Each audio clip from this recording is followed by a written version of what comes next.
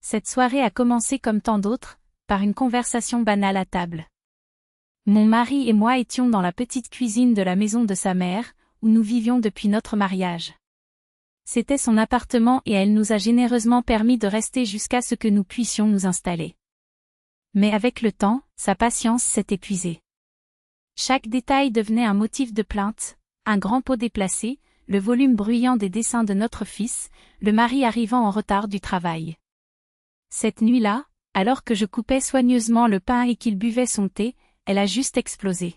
« Combien de temps vais-je devoir supporter ça ?» cria-t-il d'une voix qui coupait comme une lame. « Je pensais que tu trouverais bientôt ton coin, mais te voilà, comme d'éternels invités. » Ces paroles étaient si dures que ma main tremblait, la machette glissant presque de mes doigts. J'ai essayé de répondre, mais elle ne m'a même pas laissé ouvrir la bouche. C'est ma maison, mes règles. Plus besoin de rentrer à la maison et de trouver les affaires d'étrangers, des chaussures éparpillées, des jouets sales sur le sol. Faites vos valises et partez. Mon mari a essayé de la calmer, mais c'était comme parler à un mur. À mon tour, je sentis le sol s'ouvrir sous mes pieds. Nous avons rassemblé nos affaires à la hâte, tandis qu'elle se tenait les bras croisés devant la porte, comme si elle avait peur que nous changions d'avis et restions un autre jour. À la tombée de la nuit, nous nous sommes retrouvés dans une petite chambre louée en bordure de la ville, murs écaillés, chauffage qui fonctionnait à peine et poids de l'incertitude dans l'air. Les premières semaines ont été une véritable épreuve d'endurance. L'argent était à peine suffisant pour payer le loyer et la nourriture la plus élémentaire. Mon mari acceptait n'importe quel travail, décharger des camions, réparer des canalisations, faire des petits boulots pour les voisins, tout pour joindre les deux bouts à la fin du mois. Je me débrouillais aussi du mieux que je pouvais, je faisais de la broderie sur mesure, m'occupais des enfants de connaissance.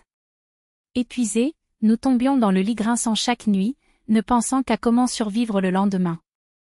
Et pourtant, dans cette pauvreté exiguë, nous avons découvert une liberté inattendue. Il n'y avait plus de regards sales, de cris dans notre dos ni de sensation d'envahir un espace qui ne nous appartenait pas.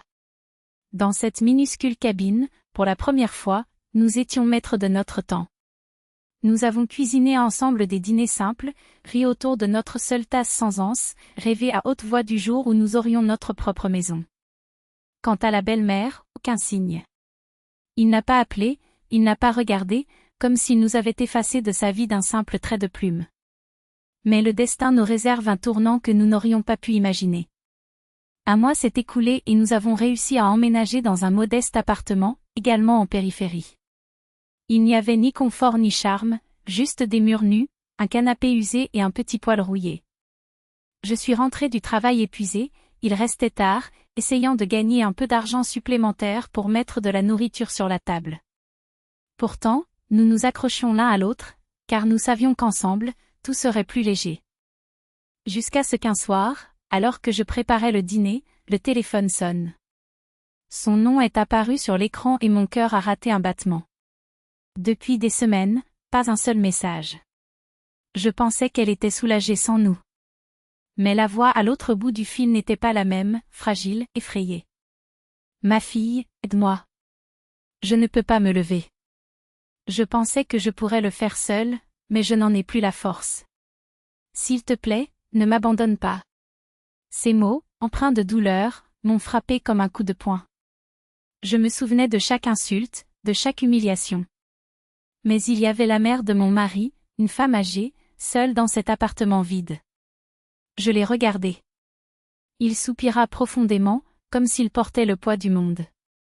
Allons-y, dit-il sans hésitation. À notre arrivée, l'odeur familière des gâteaux et du ménage avait cédé la place à une odeur amère de médicaments. Elle était assise dans le fauteuil, pâle, les yeux gonflés. En nous voyant, elle baissa la tête, comme si elle avait honte de sa propre fragilité. Je n'imaginais pas que ce serait si difficile d'être seule, a-t-elle avoué à voix basse. Pardonnez-moi pour tout. J'étais fière, têtue.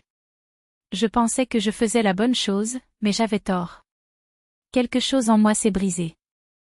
Nous savions que les blessures faisaient encore mal, mais nous ne pouvions pas tourner le dos. À partir de ce moment-là, tout a changé. Nous avons commencé à lui rendre visite tous les soirs. Il aidait aux tâches ménagères, je cuisinais, nettoyais la maison, tenais compagnie. Au début, elle a résisté à notre aide, répétant sans cesse « Vous ne me devez rien, je ne mérite pas ça ». Mais petit à petit, la glace entre nous a fondu. Un après-midi, alors que je lui servais du thé, elle m'a doucement tenu la main et m'a dit doucement « J'avais tort à propos de toi. Je pensais que tu étais un intrus, qui volait mon fils. Et te voilà, la seule qui m'a tendu la main quand j'en avais le plus besoin. Pardonne-moi. » Les larmes coulaient de manière incontrôlable et je lui serrai simplement la main en réponse. L'important c'est que nous soyons ensemble maintenant. Le reste n'a plus d'importance. Mon mari, qui avait tout entendu, nous a serrés fort dans ses bras, comme s'il voulait nous protéger du monde. À ce moment-là, j'ai compris que notre famille avait traversé une épreuve du feu et en ressortait plus forte. Au fil du temps, elle s'est complètement rétablie, mais elle n'était plus la même. L'orgueil a cédé la place à la douceur, rigidité, gratitude. Son appartement était à nouveau confortable, mais maintenant ce n'était plus seulement le sien, c'était un endroit où nous étions une famille. Chaque fois que ses yeux s'illuminaient de gratitude, je comprenais une vérité profonde, il faut parfois traverser la douleur et le ressentiment pour apprendre à valoriser ce qui compte vraiment.